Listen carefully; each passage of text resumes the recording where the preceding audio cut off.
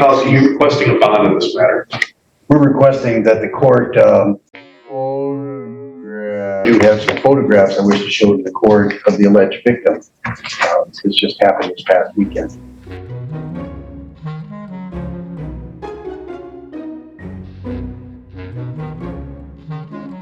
Bond for Rose Montgomery, file number 247202FH. Ms. Montgomery appears via the Zoom application. She's currently lodged in the Huron County Jail. She's here on a request and warrant for probation violation. On behalf of Ms. Montgomery is Attorney Tammy W. Salins, who is in the courtroom, and the people are represented by Prosecuting Attorney Timothy J. Rukowski. The defendant is before the court based upon a request and warrant for probation violation dated May 11, 2026.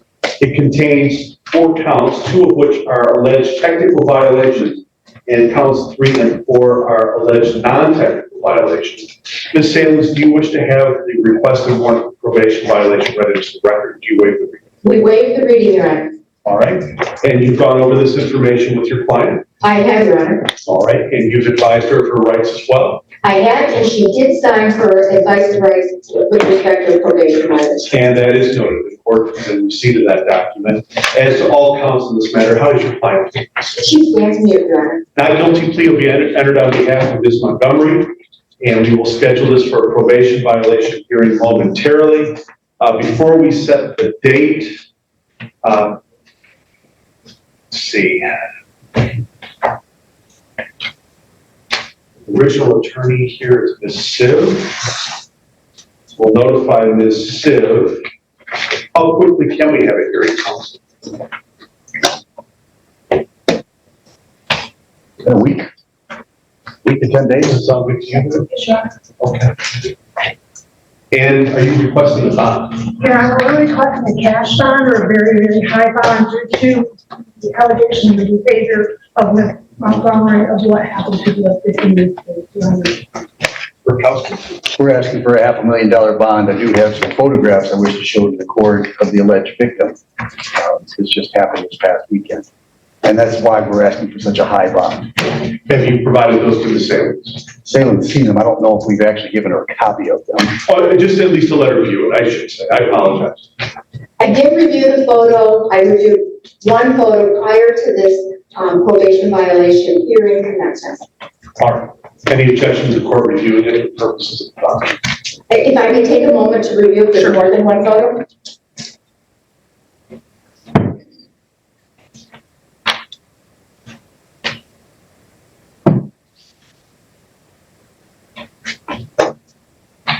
I have reviewed the photos, Your Honor.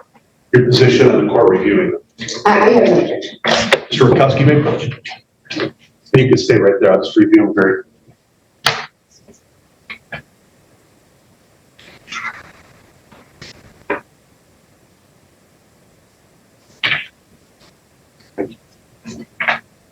Ms. Salins, your comment relative to bond.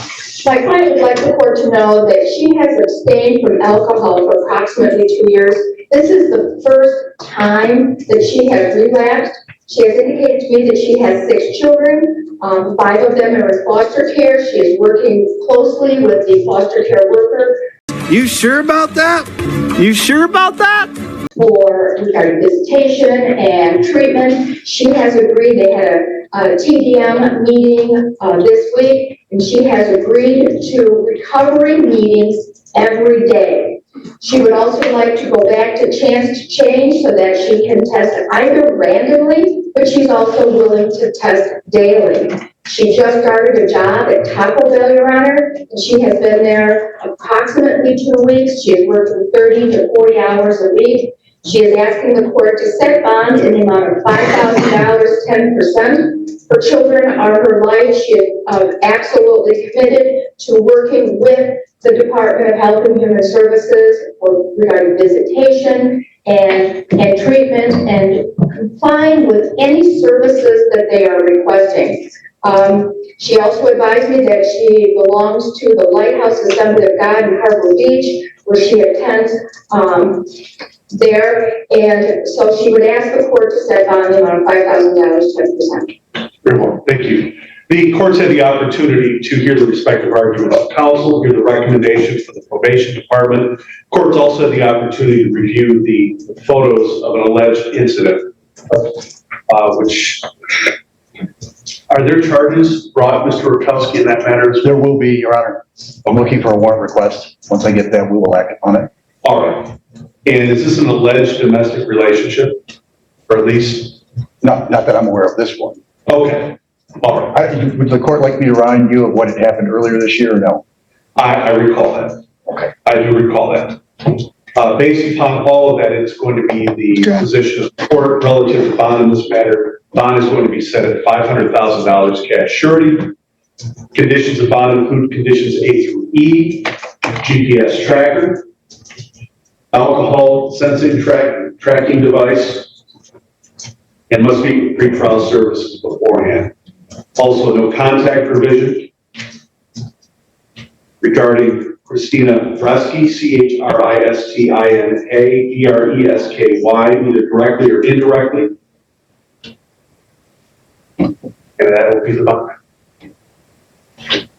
That'll be all in fact, off the record. Sorry, what was the one?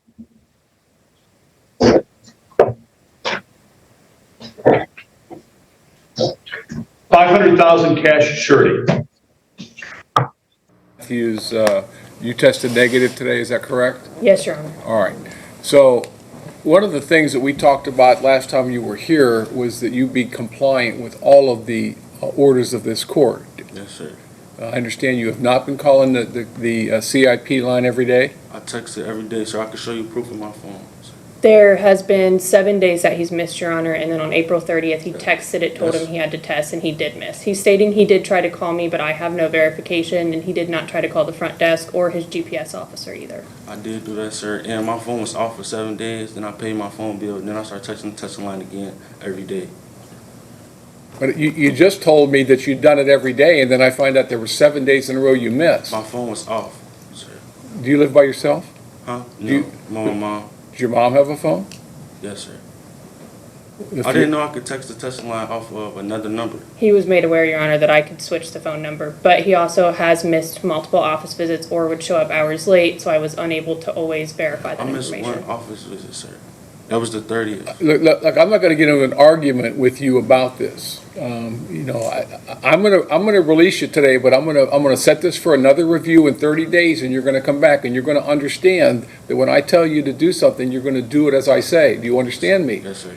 Listen, this is not complicated. This isn't rocket science. The things that I have in place for you are designed to hold you accountable for my orders and to be a better citizen. That's what we're trying to do here. Yes, sir. Okay? I'm really not trying to punish you, but I am being very stern with you because I want you to be a successful person. Not just get through probation. I want you to be successful after this. So follow the rules to the letter.